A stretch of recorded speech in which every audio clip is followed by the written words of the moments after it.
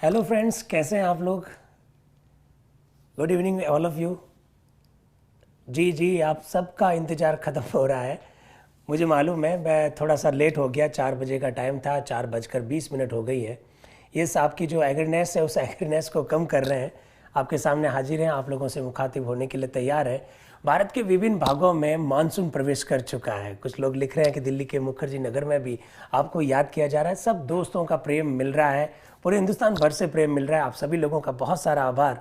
और अपना ये प्रेम इसी तरह से बनाए रखें, इसी तरह से स्नेह बनाए रखें। भारतीय संविधान के विभिन्न आयामों पर अपनी चर्चा ये इसी तरह से जारी रहेगी।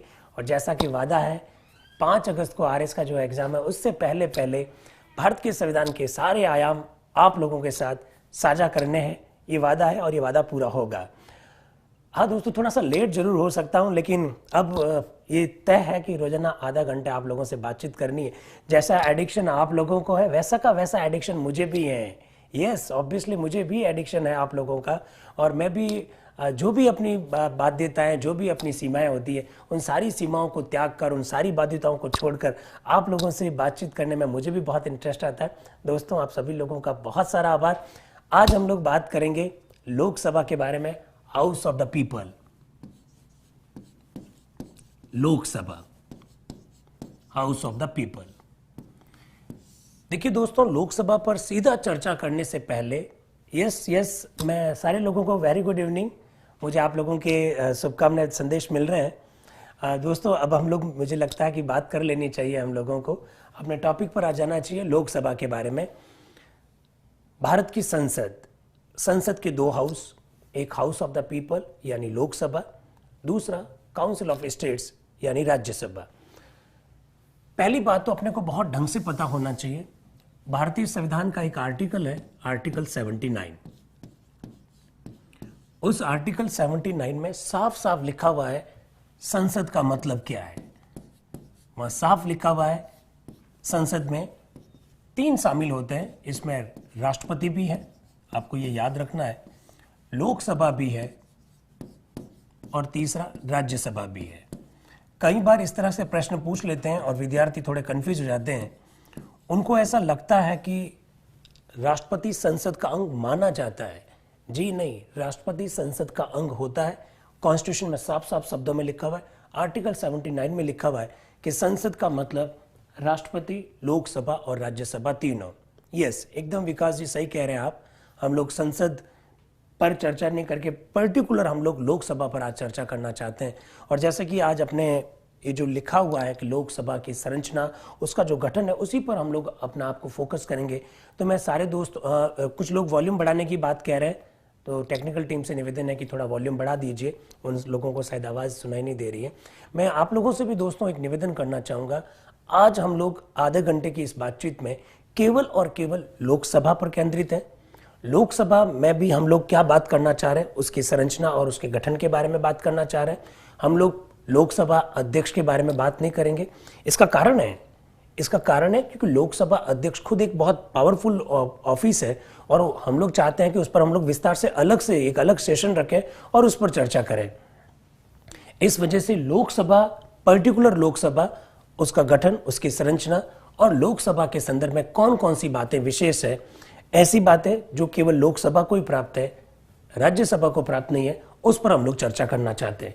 तो बात हम लोग अपनी यहां से स्टार्ट कर रहे हैं। आर्टिकल 79 में लिखा हुआ है संसद का मतलब राष्ट्रपति, लोकसभा और राज्यसभा तीनों।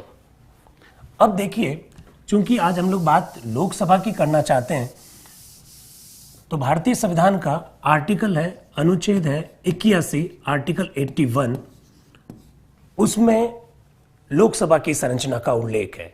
आर्टिकल 81 में साफ साफ शब्दों में क्या लिखा हुआ है, जरा सुन लीजिए।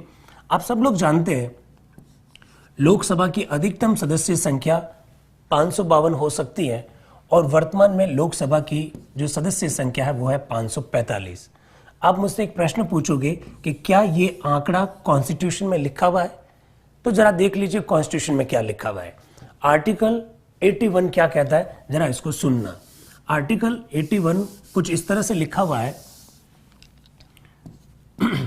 आर्टिकल 81 में लिखा हुआ है कि लोकसभा के 530 सदस्य भारत के विभिन्न राज्यों से चुने जाएंगे, और वहां साफ शब्दों में लिखा हुआ है ये 530 सदस्य है ये प्रत्यक्ष रूप से चुने जाएंगे। आर्टिकल 81 में लिखा हुआ है। उसी आर्टिकल 81 में यह भी लिखा हुआ है कि जो हमारे संघ शासित प्रदेश है, जिसे हम लोग यूनियन टेरिटोरीज कहते हैं, यूटीज कहते हैं, उन संघ शासित प्रदेशों से अधिकतम 20 सदस्य चुने जा सकते हैं। 530 सदस्य राज्य से चुने जाएंगे ऐसा लिखा हुआ और क्लियर लिखा हुआ है प्रत्यक्ष चुनाव से निर्वाचित होंगे, और 20 अधिकतम सदस्य हमारे जो संघ शासित प्रदेश है वहां से निर्वाचित होंगे। इस बात का उल्लेख आर्टिकल 81 में। और दोस्तों, आप इस बात को अच्छी तरह से जानते हैं, भारतीय संविधान का एक अनुच्छेद है 331, जो ये कहता है कि यदि राष्ट्रपति को ऐसा लगता है कि लोकसभा में जो सदस्य निर्वाचित होकर आए उनमें से एक भी सदस्य ऐसा नहीं है जो आंग्ल भारतीय समुदाय का है, जो एंग्लो इंडियन है, तो ऐसी स्थिति में राष्ट्रपति इस वर्ग को समुचित प्रतिनिधित्व देने के लिए, इस वर्ग को एप्रोप्रिएट रिप्रेजेंटेशन देने के लिए इस वर्ग के 2 लोगों को मनोनीत करेगा लोकसभा में राष्ट्रपति। तो कुल मिलाकर जो स्थान हो गए वो हो गए 552। तो आर्टिकल 81 की जो भावना है उसके हिसाब से जो टोटल जो मेंबर्स लोकसभा के आते हैं वो है 552 और वर्तमान समय में 545 है। आप मुझसे पूछेंगे ये क्या बात हुई, 552 से 545 कैसे हो गए? तो दोस्तों, आप लोग जानते हैं इस बात को, भारत का एक बहुत बड़ा हिस्सा, कश्मीर का एक बहुत बड़ा हिस्सा, जिसे हम लोग पाकिस्तान ऑक्युपाइड कश्मीर, पाकिस्तान अधिकृत कश्मीर के रूप में जानते हैं, वो वाला एरिया पाकिस्तान के पास है। उनकी वजह से ये 7 सीट खाली पड़ी है, वरना 552 हो सकती थी। तो अभी वर्तमान में 545 सदस्य संख्या है लोकसभा की। दोस्तों, एक बहुत बढ़िया प्रश्न नेट के एग्जाम में, दिसंबर 2015 के नेट के एग्जाम में प्रश्न पूछा गया था। बहुत बढ़िया प्रश्न था। आप हमेशा ध्यान रखिए, चुनाव 2 तरीके से होते हैं। किस तरह से होते हैं जरा देखें। हम लोगों ने जब राष्ट्रपति टॉपिक पढ़ा था तब भी आप लोगों को एक विधि बताई गई थी, एकल संक्रमणीय आनुपातिक पद्धति। एकल संक्रमणीय कहिए चाहे एकल हस्तांतरणीय कहिए, एक ही बात है। एकल संक्रमणीय आनुपातिक 2 शब्द है, दोनों को बहुत ढंग से पता होना चाहिए। एकल संक्रमणीय का मतलब है कि जब एक वोटर, एक मतदाता जब मतदान करने जाता है तो वो वरीयता क्रम में मत देता है, वो अपनी प्रेफरेंस बताता है। उस पद्धति को हम लोग एकल संक्रमणीय कहते हैं। और वो प्रेफरेंस में इसलिए अपने वोट देता है ताकि जो उम्मीदवार चुनाव जीतने वाला है उसको अगर निश्चित अनुपात में अगर मत प्राप्त नहीं होते तो उसके वोट ट्रांसफर हो जाते हैं। इसी वजह से उसको एकल संक्रमणीय कहा जाता है। इसके ठीक विपरीत एक ऐसी पद्धति जिसमें हम और आप लोग वोट देने जाएं, वोट कास्ट करने जाएं और हमारा वोट का जो मूल्य है, हमारा जो मत का जो मूल्य है वो एक ही माना जाता है, और जो सबसे ज्यादा मत प्राप्त करता है, सबसे ज्यादा जो वोट प्राप्त करता है वो चुनाव में निर्वाचित हो जाता है। इस प्रकार को सिस्टम को कहा जाता है first past the post. First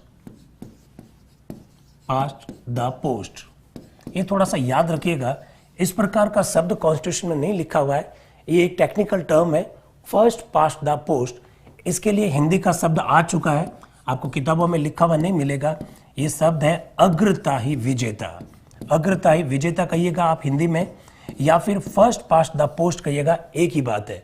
अग्रताही विजेता या first past the post method का मतलब ये होता है कि जो सबसे ज्यादा वोट लेकर आएगा, जिसको सबसे ज्यादा मत प्राप्त होंगे, वो चुनाव जीत जाएगा। इसे कहा जाता है फर्स्ट पास्ट द पोस्ट। अब दोस्तों, आप लोग मुझसे यस वो विनर होता है, एकदम सही कह रहे हैं मुस्कान जी, एकदम सही कह रहे हैं आप। फर्स्ट पास्ट द पोस्ट हल्ला बोल भी कह रहे हैं, एकदम सही कह रहे हैं। आप लोगों को बहुत सारी बातें पता है। आप मुझसे एक प्रश्न पूछेंगे, फर्स्ट पास्ट द पोस्ट जैसी कोई विधि या जैसा कोई शब्द कॉन्स्टिट्यूशन में लिखा हुआ है क्या, या आर्टिकल 81 में लिखा हुआ है? जी नहीं दोस्तों, आर्टिकल 81 में इस प्रकार का कोई शब्द लिखा हुआ नहीं है। तो फिर आर्टिकल 81 में क्या लिखा हुआ है? आर्टिकल 81 में लिखा हुआ है कि लोकसभा के अधिकतम 530 ये जो मेंबर्स है, ये मेंबर्स विभिन्न राज्यों से प्रत्यक्ष रूप से चुने जाएंगे। उसी से हमने ये मेथड अपनाया, first past the post. Hindi में ये शब्द अग्रताही विजेता, ये शब्द आपको कहीं पर भी लिखा हुआ नहीं मिलेगा। ये शब्द 3-4 साल पहले ही अस्तित्व में आया। आप लोगों को बता देते हैं, भारत सरकार का एक मंत्रालय है, मानव संसाधन मंत्रालय, जिसे हम लोग HRD मिनिस्ट्री कहते हैं। इस एचआरडी मिनिस्ट्री में एक संगठन है, नाम है CSTT। इसका मतलब होता है वैज्ञानिक व तकनीकी शब्दावली आयोग। ये वैज्ञानिक व तकनीकी शब्दावली आयोग जो है, ये भारत के जितने भी जो ग्रंथ है, जितने भी जो किताबें हैं, जितने भी जो पुस्तकें हैं, उनकी जो टेक्निकल जो टर्म्स है उसको हिंदी में अनुवाद करने का काम करता है, शब्दकोश परिभाषा कोश बनाने का काम करता है। उसमें मैं भी जुड़ा हुआ हूं, मुझे भी मौका मिला।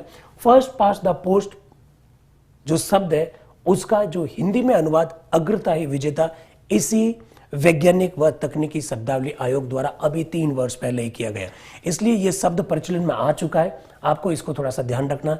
लोकसभा के सदस्यों का चुनाव इस मेथड से होता है। अब देखिए, हम लोग लोकसभा को लोगों की सभा कहते हैं। कई बार लोकसभा को प्रथम हाउस भी कहा जाता है, फर्स्ट हाउस भी कहा जाता है। कई बार लोकसभा को भावनाओं का सदन, हाउस ऑफ द सेंटिमेंट्स कहा जाता है, और कई बार लोअर हाउस यानी निम्न सदन भी कहा जाता है। दोस्तों, जो लोग RS की तैयारी कर रहे हैं, जो लोग IAS की तैयारी कर रहे हैं, सिविल सर्विस की तैयारी कर रहे हैं, वो थोड़ा सा ध्यान रखें। कथन और कारण वाले वहां पर प्रश्न आते हैं, और कथन और कारण वाले प्रश्नों को हैंडल वही करता है, टैकल वही करता है जिसके कॉन्सेप्ट क्लियर है। पहला बात, लोकसभा को लोगों की सभा क्यों कहा जाता है, ये अपने को पता होना चाहिए। लोकसभा को लोगों की सभा इसलिए कहा जाता है क्योंकि लोकसभा के सदस्यों का चुनाव देश की आम जनता द्वारा किया जाता है। हमारा जो आम मतदाता है, जो वयस्क मताधिकार जो हमारे देश में प्राप्त है, 18 वर्ष से अधिक आयु वाले लोग इस चुनाव में मत दे सकते हैं। हमारे यहाँ पर जो मतदाता की आयु 18 वर्ष है, तो लोगों के द्वारा चुने जाने के कारण इसे लोगों की सभा कहा जाता है। आप मुझसे प्रश्न पूछोगे, क्या कॉन्स्टिट्यूशन में ऐसा लिखा हुआ है कि वयस्क मताधिकार के द्वारा चुने जाएंगे? यस, आर्टिकल 81 में साफ शब्दों में लिखा हुआ है, वयस्क मताधिकार के द्वारा चुने जाएंगे। लोगों की सभा का कहने का कारण ही यही है क्योंकि इसका चुनाव लोगों के द्वारा किया जाता है, और लोकसभा के चुनाव को आम चुनाव भी कहा जाता है। और आम चुनाव इसलिए कहा जाता है क्योंकि इस चुनाव में आम जनता भाग लेती है, पार्टिसिपेट करती है। एक तो बात है ये। दोस्तों, साथ ही साथ आपको एक बात ये भी बता देते हैं, क्योंकि ये फैक्ट भी अपने को पता होना चाहिए। भारत में पहले आम चुनाव अक्टूबर 1951 में से लगाकर फरवरी 1952, ये लगभग 4-4.5 महीने का टाइम लगा इस चुनाव के लिए। भारत में पहला आम चुनाव अक्टूबर 1951 से लगाकर फरवरी 1952 के बीच हुआ। आम चुनाव जिसमें आम जनता भाग लेती है। लोकसभा के चुनाव को हम लोग आम चुनाव कहते हैं। और आप लोग ये भी जानते हैं, भारत में अब तक 16 लोकसभा के चुनाव हो चुके हैं। लोकसभा को भावनाओं का सदन कहा जाता है, हाउस ऑफ द सेंटिमेंट्स कहा जाता है। इसका क्या कारण है? देश की जनता किसे पसंद करती है, किस राजनीतिक दल को सत्ता में देखना चाहती है, आप लोकसभा को देख लीजिए, आपको मालूम पड़ जाएगा भारत की जनता को क्या पसंद है। भारत की जनता का जो रिफ्लेक्शन है, वो रिफ्लेक्शन हमको लोकसभा में दिखाई देता है। लोगों की भावनाएं हमको लोकसभा में दिखाई देती है। इस वजह से इसे भावनाओं का सदन यानी हाउस ऑफ द सेंटिमेंट्स भी कहा जाता है। इस बात को भी थोड़ा सा ध्यान रखें। तो अक्टूबर 1951 से फरवरी 1952 के बीच हमारे पहली लोकसभा के चुनाव हुए, पहले आम चुनाव हुए। इस बात को भी ध्यान रखें। चूंकि हम लोग लोकसभा की बात कर रहे हैं, तो दोस्तों आपको यह भी मालूम होना चाहिए, हमारी जो पहली लोकसभा है वो 17 अप्रैल 1952 को गठित हुई थी। यस, सुरेश पटेल जी, आप सही कह रहे हैं, जनता ही सब कुछ है, एकदम बात सही है। 61वें संविधान संशोधन के द्वारा मतदाता की आयु को हमने 21 वर्ष से घटाकर 18 वर्ष किया, ये भी बात सही है। याद कैसे करें, वैभव जी का प्रश्न है। मैंने बार बार कहा, हर एक आर्टिकल का एक ऐसा पॉइंट होता है, एक ऐसा शब्द होता है जो उसका जान होता है, उसका हृदय होता है। उस शब्द को याद रखिए। मेरे हिसाब से सारी बातें आप लोगों को धीरे धीरे याद होने लग जाएगी। 17 अप्रैल 1952 को लोकसभा पहली बार गठित हुई, जबकि 13 मई 1952 को लोकसभा की पहली बैठक हुई। ये कुछ फैक्ट है जो आप लोगों को पता होना चाहिए। अब देखिए, हमारी जो लोकसभा है, उस लोकसभा का जनक जीवी मावलंकर को कहा जाता है। और देखिए, मुझे ऐसा लगता है कि जब हम किसी भी कंपटीशन की तैयारी कर रहे हैं, हमको कम से कम जीवी मावलंकर के बारे में बहुत कुछ पता होना चाहिए। गणेश वासुदेव मावलंकर नाम है, जीवी मावलंकर। इन्हें भारत में ना केवल हम लोग लोकसभा का जनक कहते हैं, बल्कि इन्हें हम लोग संसद का जनक भी कहते हैं। और इसके पीछे कारण क्या है? कारण साफ है दोस्तों। आप लोगों को याद होगा, हम लोगों ने अपनी जब पहली क्लास स्टार्ट की तो हमने पहली क्लास संविधान सभा टॉपिक से की थी। और आप लोगों को यह भी याद है कि संविधान सभा के 2 कार्य थे, ऐसे हम लोगों ने चर्चा की थी। एक काम संविधान का निर्माण करना, और संविधान सभा जब संविधान का निर्माण करती थी उस समय डॉक्टर राजेंद्र प्रसाद उसकी अध्यक्षता करते थे। इस पर हम लोग बात कर चुके हैं दोस्तों। ये संविधान सभा जब भारत की संसद के रूप में कार्य कर रही थी, जब वो संसद के रूप में कार्य करती थी, उस समय यही जीवी मावलंकर साहब, गणेश वासुदेव मावलंकर साहब हमारी संसद की अध्यक्षता करते थे। और लगे हाथ आपको ये भी बता देते हैं, ये जो हमारी संविधान सभा जो संसद के रूप में काम कर रही थी, वो उस समय तक काम करती रही जब तक देश के नए संविधान के तहत नई संसद का गठन नहीं हो गया। इसका सीधा सा मतलब है, जीवी मावलंकर साहब संविधान सभा के द्वारा संविधान का निर्माण हो जाने के बाद भी जब वो इंटरिम पार्लियामेंट के रूप में काम कर रही थी, उस समय जीवी मावलंकर साहब भी संसद की अध्यक्षता करते थे। बड़ा अजीब सा प्रश्न लगता है कि संसद की अध्यक्षता, क्योंकि हम लोग संसद जब बोलते हैं तो उसमें लोकसभा और राज्यसभा दोनों आते हैं। तो आपको हमेशा ध्यान रखना है, इनिशियल स्टेज में हमारी संसद एक हाउस वाली संसद थी और उस समय जीवी मावलंकर उसकी अध्यक्षता करते थे। अब देखिए, 17 अप्रैल 1952 को जब हमारी लोकसभा गठित हो गई, 13 मई 1952 को जब लोकसभा की पहली बैठक हुई, तो ये जो गणेश वासुदेव मावलंकर साहब हैं, इन्हीं को लोकसभा का पहला प्रोटेम स्पीकर नियुक्त किया गया था। इस बात को भी आप थोड़ा सा ध्यान रखें दोस्तों। प्रोटेम स्पीकर जैसा कोई शब्द भारत के संविधान में उल्लेखित नहीं है।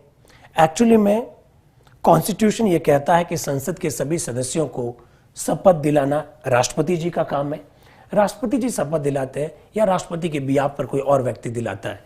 प्रोटेम स्पीकर वही काम करता है, संसद के सदस्य यानी लोकसभा के सदस्यों को शपथ दिलाने का काम करता है। ये जो प्रोटेम स्पीकर है, जीवी मावलंकर साहब लोकसभा के पहले प्रोटेम स्पीकर थे। और न केवल पहले प्रोटेम स्पीकर थे, बल्कि जब लोकसभा के अध्यक्ष के चुनाव की बात आई, तब हमने जीवी मावलंकर साहब को ही लोकसभा का पहला अध्यक्ष बनाया। इस बात को भी आप थोड़ा सा ध्यान रखें। तो ये थोड़ा सा पहली लोकसभा है, उनके बारे में बहुत सारे प्रश्न पूछे जाते हैं। और अगर आप लोगों ने इस बार, हाँ नजरीन जी सर, प्रोटेम स्पीकर को क्लियर कीजिए। एकदम क्लियर है ना? एकदम क्लियर है। प्रोटेम स्पीकर लोकसभा का सदस्य होता है। प्रोटेम स्पीकर लोकसभा का अस्थायी अध्यक्ष होता है, राष्ट्रपति के द्वारा नियुक्त किया जाता है। इस पद का उल्लेख भारत के संविधान में कहीं पर भी नहीं है। प्रोटेम स्पीकर के 2 काम है, एक लोकसभा के अन्य सदस्यों को शपथ दिलाना और लोकसभा की उस समय तक अध्यक्षता करते रहना जब तक कि लोकसभा का परमानेंट अध्यक्ष नहीं चुन लिया जाए, जिसे हम लोग स्पीकर कहते हैं। तो मेरे हिसाब से अब क्लियर हो गया होगा। विशाल जी, प्रोटेम स्पीकर लोकसभा सदस्य बनने की शपथ लेता है, राष्ट्रपति उन्हें लोकसभा सदस्य बनाने की शपथ दिलाते हैं। स्पीकर की या प्रोटेम स्पीकर की कोई शपथ नहीं होती है। तो जीवी मावलंकर साहब न केवल प्रोटेम स्पीकर थे, बल्कि लोकसभा के पहले अध्यक्ष भी थे। दोस्तों, मावलंकर साहब के बारे में बात कर रहे हैं तो थोड़ी सी बातें आपको और भी पता होनी चाहिए। ये जीवी मावलंकर साहब लोकसभा के एकमात्र ऐसे अध्यक्ष हैं जिनको हटाने के लिए प्रस्ताव लाया गया था। इन्हें हटाने के लिए प्रस्ताव लाया गया था, हालांकि वो प्रस्ताव असफल हो गया। और आपको ये भी बता देते हैं, जीवी मावलंकर साहब लोकसभा के अध्यक्ष के पद पर थे और उनका अध्यक्ष के पद पर रहते हुए ही निधन हुआ है। हमारे देश में 2 लोकसभा के ऐसे अध्यक्ष हो चुके हैं, जीवी मावलंकर साहब और जीएमसी बाल योगी, जिनका पद पर रहते हुए निधन हुआ। मैं स्पीकर के बारे में फिलहाल इतना ही बात करना चाहता हूं, क्योंकि हम लोग स्पीकर के बारे में डिटेल में अलग टॉपिक के रूप में करेंगे। खैर, लोकसभा के पहले चुनाव हो गए, लोकसभा गठित हो गई, लोकसभा की पहली बैठक हो गई, प्रधानमंत्री बन गए पंडित जवाहरलाल नेहरू। पहली लोकसभा में, अब याद रखिएगा, पहली लोकसभा में 489 सीट्स के लिए चुनाव हुए थे। उस समय 545 सदस्य नहीं थे, 489 ही थे एक। और उस समय कांग्रेस को उस चुनाव में सबसे ज्यादा सीट मिली थी, सबसे ज्यादा 364। 489 में से 364 सीट्स कांग्रेस को प्राप्त हुई थी और पंडित जवाहरलाल नेहरू देश के पहले निर्वाचित प्रधानमंत्री बने थे। आपको दोस्तों इस साथ ही साथ में मैं एक और अनिरुद्ध जी क्यों चिंता कर रहे हैं कॉलेजियम के बारे में? कॉलेजियम पर बात करेंगे। नरेश जी, शैडो कैबिनेट पर भी चर्चा की है हम लोगों ने। आप हमारा पहले वाले वीडियो को भी जरूर देखिएगा। शैडो कैबिनेट, किचन कैबिनेट हमने चर्चा की है। आपको जानकर दोस्तों बड़ा सरप्राइज होगा, आश्चर्य होगा कि हमारी पहली लोकसभा चुनाव में, जिसमें कांग्रेस को 364 स्थान प्राप्त हुए, 2 बहुत बड़ी हस्तियां इस चुनाव को हार जाती है। और एक तो वो हस्ती है जो हमारे संविधान के निर्माता है, हमारे संविधान के यूं कह दीजिए जनक है, जिसको हम लोग आधुनिक भारत का मनु कहते हैं, डॉक्टर अंबेडकर साहब। यस, ऑब्वियसली डॉक्टर अंबेडकर साहब पहली लोकसभा चुनाव हार जाते हैं। डॉक्टर अंबेडकर साहब के अलावा आचार्य करपलानी जी भी पहली लोकसभा चुनाव हार जाते हैं। इस बात को भी आप थोड़ा सा ध्यान रखिएगा। ये हमारी पहली लोकसभा है जिसमें कांग्रेस को 364 स्थान प्राप्त हुए थे। और दूसरी जो पार्टी थी वो पार्टी थी भारतीय कम्युनिस्ट पार्टी, भाकपा, जिसको 16 स्थान प्राप्त हुए थे। और शायद यही सवाल इस बार सिविल सर्विस के एग्जाम में पूछा गया था। इस बात को भी आप थोड़ा सा ध्यान रखिए। अब देखिए, ये तो हमने लोकसभा के बारे में थोड़ी थोड़ी बात कर ली कि इसकी संरचना और गठन कैसे होता है। लोकसभा के संदर्भ में क्या बातें विशेष है, ऐसी बातें विशेष जो राज्यसभा को प्राप्त नहीं है, वो भी हम लोगों को आज ही देख लेनी चाहिए। दोस्तों हमेशा ध्यान रखिएगा, सरकार उसी दल की बनती है जिसे लोकसभा में बहुमत होता है। आप मुझसे एक प्रश्न पूछ सकते हैं कि क्या ऐसा कॉन्स्टिट्यूशन में लिखा हुआ है? तो दोस्तों आप हमेशा ध्यान रखिएगा, कॉन्स्टिट्यूशन का आर्टिकल जो 75 है उसमें तो कहीं ऐसा लिखा हुआ नहीं है कि लोकसभा में जिस दल को बहुमत मिलेगा उसी दल की सरकार बनेगी। ऐसा कॉन्स्टिट्यूशन के आर्टिकल 75 में नहीं लिखा हुआ है। यह परंपरा है कि लोकसभा में बहुमत दल के नेता को ही प्रधानमंत्री के पद पर नियुक्त किया जाता है। आर्टिकल 75 में जो लिखा हुआ है वो शब्द बहुत महत्वपूर्ण है। और वो शब्द महत्वपूर्ण ये है कि प्रधानमंत्री की नियुक्ति के बाद में जब सरकार बन जाएगी, जो मंत्री परिषद बन जाएगी, मंत्री परिषद सामूहिक रूप से लोकसभा के प्रति उत्तरदायी होती है।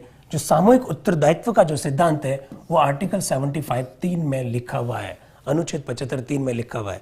तो लोकसभा के संदर्भ में जो विशेष शक्ति है वो विशेष शक्ति ये है कि सरकार उसी दल की बनेगी जिसे लोकसभा में बहुमत हो। पहली बात तो ये आपको याद रखनी है। और यही कारण है कि विश्वास और अविश्वास प्रस्ताव केवल और केवल लोकसभा में लाया जा सकता है, किसी और हाउस में नहीं लाया जा सकता। ये लोकसभा की एक विशेष शक्ति है जिसको आपको थोड़ा सा ध्यान रखना है। और मैंने आपको ये भी साथ साथ में कह दिया कि जो मंत्री परिषद है, जो हमारी सरकार है, वो सामूहिक रूप से उत्तरदायी लोकसभा के प्रति होती है। ऐसा कॉन्स्टिट्यूशन के आर्टिकल 75(3) में साफ साफ शब्दों में लिखा हुआ है। एक तो इस बात को ध्यान रखें। और क्या है लोकसभा के संदर्भ में विशेष प्रावधान? तो दोस्तों आप लोग जानते हैं कि हमारी जो मंत्री परिषद है, काउंसिल ऑफ मिनिस्टर्स, जिस पर हम लोगों ने चर्चा की है, कृष्णा सिंह जी 16वीं लोकसभा के प्रोटेम स्पीकर कौन थे? कमलनाथ जी थे। लोकसभा के सबसे सीनियर मेंबर होने के कारण कमलनाथ जी को छिंदवाड़ा एमपी से लोकसभा के सदस्य हैं, उन्हीं को प्रोटेम स्पीकर बनाया गया था 16वीं लोकसभा में।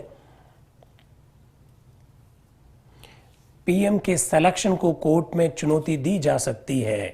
पीएम का सिलेक्शन नहीं होता है मनीषा जी, पीएम अपॉइंट होते हैं, पीएम नियुक्त होते हैं। और क्यों नहीं चैलेंज किया जा सकता है? आप लोगों ने देखा कि कर्नाटक में मुख्यमंत्री की नियुक्ति को कोर्ट में चैलेंज किया गया, तो पीएम फिर किस खेत की मूली है? उनके भी अगर उनको नियुक्त करते समय किसी तरह का कोई कॉन्स्टिट्यूशन का वायलेशन हुआ है, ऐसी स्थिति में ऑब्वियसली उसे कोर्ट में चैलेंज किया जा सकता है। हालांकि कभी ऐसा हुआ नहीं है।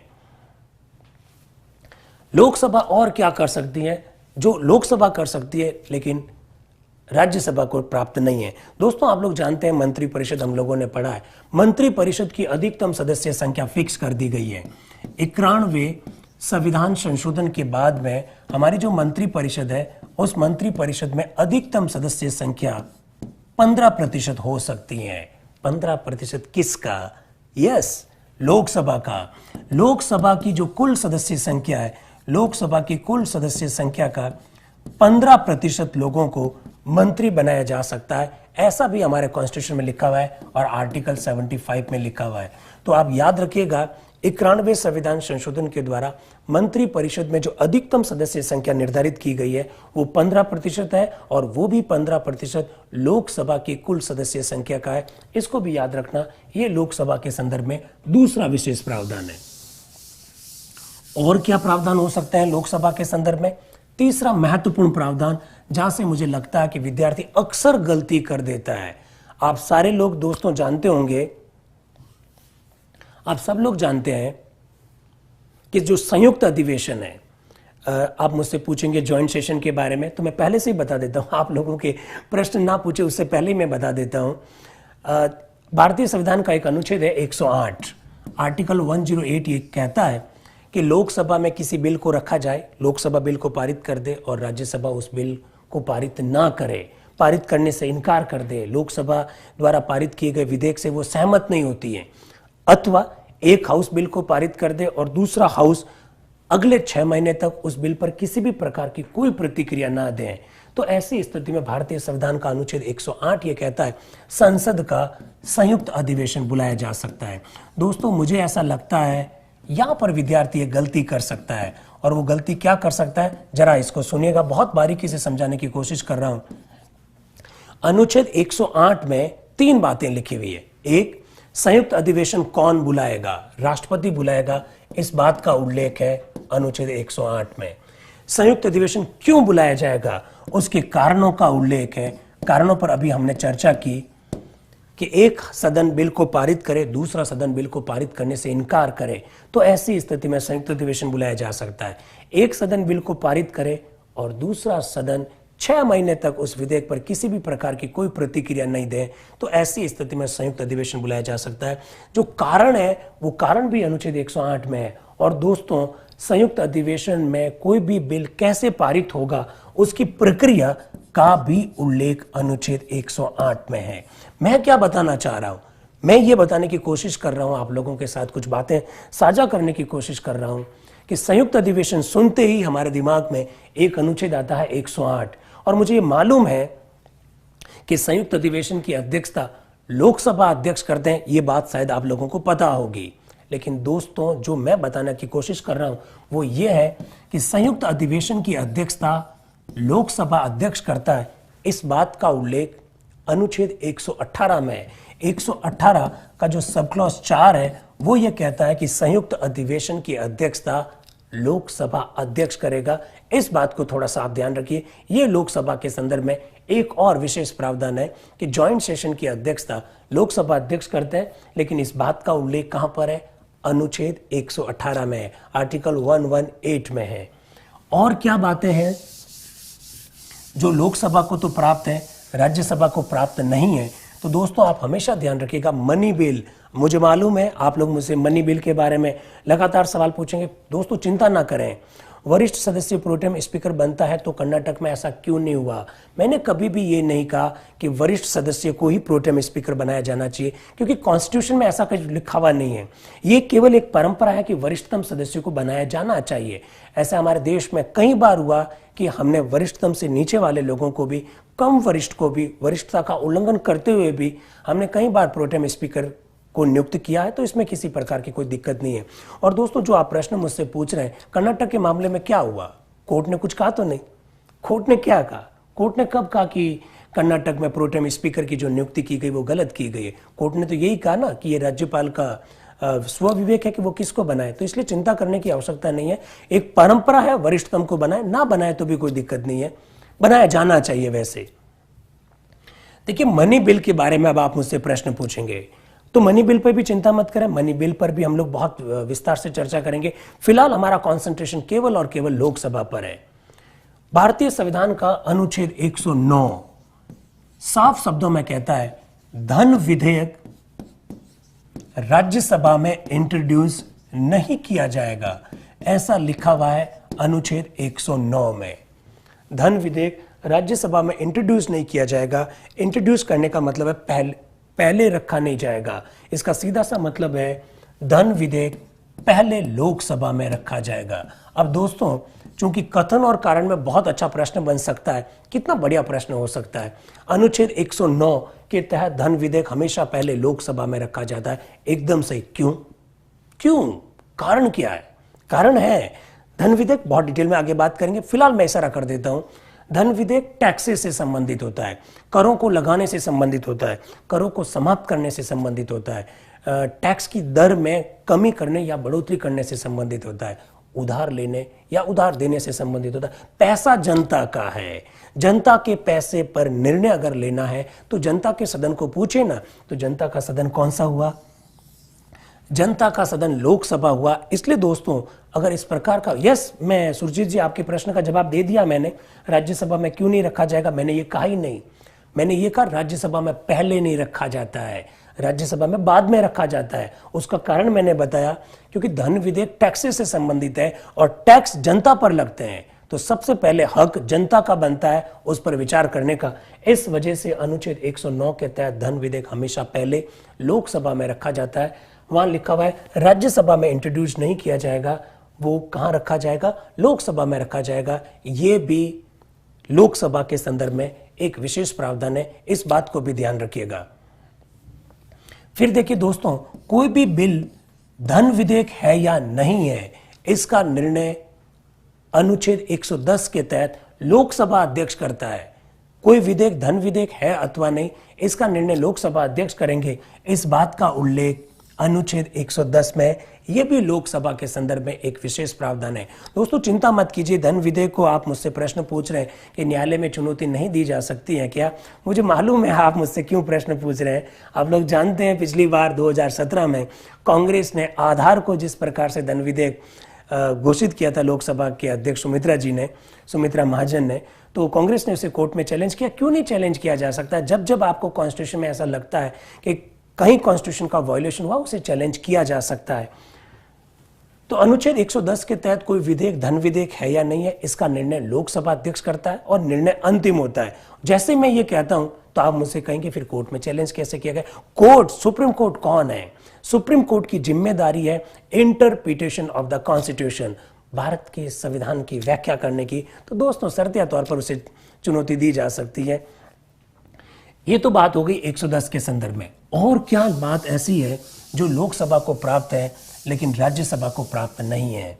दोस्तों याद करिएगा, हम लोगों ने धन विधेयक पर संयुक्त अधिवेशन नहीं बुलाया जाता। सीपी परमार जी बात करेंगे, उसका कारण है ना, धन विधेयक पर विचार करने का हक लोकसभा का है, पहला हक, क्योंकि धन विधेयक में टैक्सेस लगते हैं।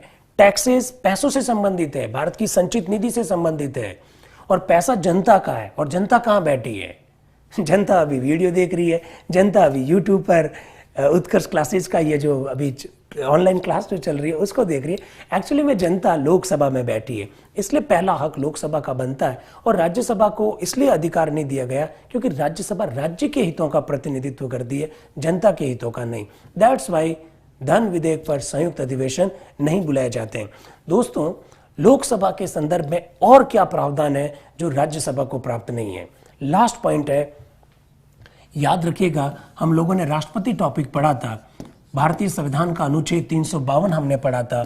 हमने अनुच्छेद 352 के तहत राष्ट्रीय आपातकाल पढ़ा था। अगर हमारे देश में राष्ट्रीय आपातकाल लग जाए तो राष्ट्रीय आपातकाल समाप्त कैसे किया जा सकता है, इसके 3 तरीकों पर दोस्तों हम लोगों ने उस दिन चर्चा की थी। अगर आप लोगों को याद आ रहा है तो, याद आ रहा है क्या आपको? याद नहीं आ रहा तो कोई बात नहीं। देखिए राष्ट्रीय आपातकाल 3 तरीके कौन कौन से हो सकते हैं? नंबर 1, राष्ट्रीय आपातकाल लगा है तो 1 महीने के भीतर संसद से अनुमति लेनी होगी। अगर संसद अनुमति नहीं देती है, राष्ट्रीय आपातकाल समाप्त हो जाएगा। पहला तरीका तो ये।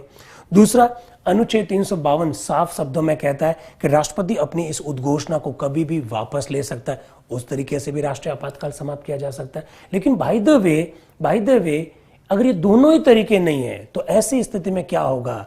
ऐसी स्थिति में लोकसभा इनिशिएट करेगी। यस, भारतीय संविधान का अनुच्छेद 352 साफ शब्दों में कहता है, यदि लोकसभा अपनी कुल सदस्य संख्या के 1/10 1/10 सदस्य अगर प्रस्ताव रखते हैं, आप मुझसे पूछोगे प्रस्ताव किसके सामने रखेंगे? तो दोस्तों अगर लोकसभा की बैठक चल रही है तो ऐसी स्थिति में तो प्रस्ताव लोकसभा के अध्यक्ष यानी स्पीकर के सामने रखा जाएगा, और अगर संसद की बैठक नहीं चल रही है, लोकसभा की बैठक नहीं चल रही है, तो ऐसी स्थिति में यह प्रस्ताव राष्ट्रपति के समक्ष रखा जाएगा। 1/10 सदस्य यदि लोकसभा के इनिशिएट लेते हैं राष्ट्रीय आपातकाल की समाप्ति के संदर्भ में, तो ऐसी स्थिति में विशेष अधिवेशन बुलाया जा सकता है और राष्ट्रीय आपातकाल समाप्त किया जा सकता है। उन सब बातों पर आज हम लोगों ने चर्चा की, तो ये सारी बातें आप लोगों को पता होनी चाहिए लोकसभा के संदर्भ में। अच्छा, एक बात और है जो आपके मन में आ रही होगी लोकसभा के कार्यकाल को लेकर। दोस्तों, आप लोग अच्छी तरह से जानते हैं लोकसभा अस्थायी सदन है, इसे हम लोग टेम्परेरी हाउस कहते हैं। उसका कारण है सीपी परमार जी, इमरजेंसी समझा देना। CP Parmar ji, please I request all of you, Parmar ji नहीं, सभी लोगों से मैं रिक्वेस्ट करता हूं, हमारे पहले वाले वीडियो आप जरूर देखिए। उन सारे वीडियो में ये सारी बातें आई। मैं ऐसी कोई भी बात नहीं करूंगा जो आपको पहले नहीं बताई और अचानक मैं बता दूं, ऐसा कभी भी नहीं होगा। हम लोग सारी बातों को रिदम के साथ, उन सारों बातों को एक दूसरे से जोड़कर ही बता रहे हैं, तो आप इस बात को ध्यान रखिएगा। ये सारी बातें हैं। लोकसभा को हम लोग अस्थायी सभा कहते हैं। उसका कारण क्या है? उसका कारण है दोस्तों, लोकसभा का वैसे तो कार्यकाल 5 वर्ष होता है, कॉन्स्टिट्यूशन में साफ साफ शब्दों में लिखा हुआ है, भारतीय संविधान के आर्टिकल 83 में लिखा हुआ है। लेकिन लोकसभा का ये जो कार्यकाल है, लोकसभा उस कार्यकाल से पहले भी भंग की जा सकती है राष्ट्रपति के द्वारा, ऐसा भी कॉन्स्टिट्यूशन में लिखा हुआ है। इस बात को भी थोड़ा सा ध्यान रखें। कई बार दोस्त लोग, आप लोग प्रश्न पूछते हैं कि मुझे अगर लोकसभा सदस्य बनना है तो कॉन्स्टिट्यूशन में मेरे बारे में क्या प्रावधान कर रखा है। दोस्तों, लोकसभा सदस्य बनने के लिए कॉन्स्टिट्यूशन में क्वालिफिकेशन के संदर्भ में क्या क्या प्रावधान है, बहुत बारीकी से सुनिएगा। साफ लिखा हुआ है, ही और she should be citizen of the India, उसे भारत का नागरिक होना चाहिए। फिर लिखा हुआ है, आगे लिखा हुआ है आगे लिखा हुआ है उसकी जो न्यूनतम आयु है वो 25 वर्ष की होनी चाहिए। ये 2 योग्यता तो संविधान में लिखी हुई है, और आगे लिखा हुआ है अन्य योग्यताओं के निर्धारण की जिम्मेदारी भारत की संसद की होगी, ऐसा कॉन्स्टिट्यूशन में लिखा हुआ है। तो आज हम लोगों ने दोस्तों लोकसभा के बारे में बात की। मनीषा जी एकदम सही कह रहे हैं, भावनाओं का सदन है ये। आज हम लोगों ने लोकसभा के बारे में बात की। कल हम लोग राज्यसभा की संरचना पर, हाँ जितेंद्र जी बहुत बढ़िया बात कही, 5 साल से ज्यादा भी क्या लोकसभा का कार्यकाल हो जाता है? यस, अगर देश में राष्ट्रीय आपातकाल लगा हुआ हो तो S-352 के तहत राष्ट्रीय आपातकाल लगा हुआ हो तो ऐसी स्थिति में लोकसभा का कार्यकाल बढ़ाया जा सकता है, 1 साल के लिए बढ़ाया जा सकता है, और राष्ट्रीय आपातकाल समाप्त हो जाने के बाद में वो 6 महीने से ज्यादा उसका और कार्यकाल नहीं रहता है। बहुत बढ़िया प्रश्न पूछा, राष्ट्रीय आपातकाल की अवधि में लोकसभा का कार्यकाल बढ़ाया जा सकता है। तो दोस्तों, कल हम लोग मिस्टर आर्यन जी पूछ रहे हैं कि इंदिरा जी ने 6 वर्ष का कार्यकाल क्यों किया। इमरजेंसी लगी हुई थी, वो लोकसभा चुनाव का सामना करना नहीं चाहते थे, इस वजह से उन्होंने 1 साल का कार्यकाल बढ़ा दिया था। इसके बाद में 1977 में उन्होंने लोकसभा के चुनाव करवाए थे। लोकसभा की गणपूर्ति हम लोग सारी बात करेंगे, 1/10 होती है, 1/10 कोरम होता है। तो आज हमने लोकसभा पर बात की। कल हम लोग इसी तरह से इसी टॉपिक पर लोकसभा की जगह राज्यसभा के बारे में हम लोग बात करेंगे, राज्यसभा का गठन, उसकी संरचना और ऐसी बातें जो राज्यसभा के संदर्भ में विशेष हो, उस पर हम लोग चर्चा करेंगे। दोस्तों, आप इसी तरह से बातें सुनते रहिए।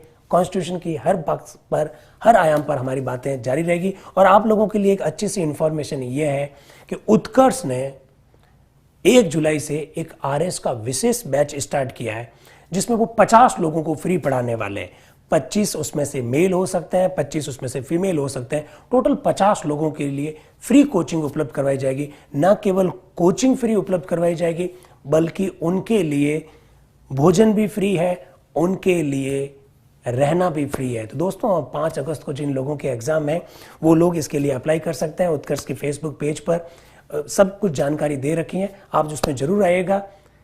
थैंक यू वेरी मच, कल मिलते हैं। Thank you, wish you all the best, bye, good night. Click on the subscribe button to subscribe to our channel. Press the bell icon on the YouTube app and never miss another update.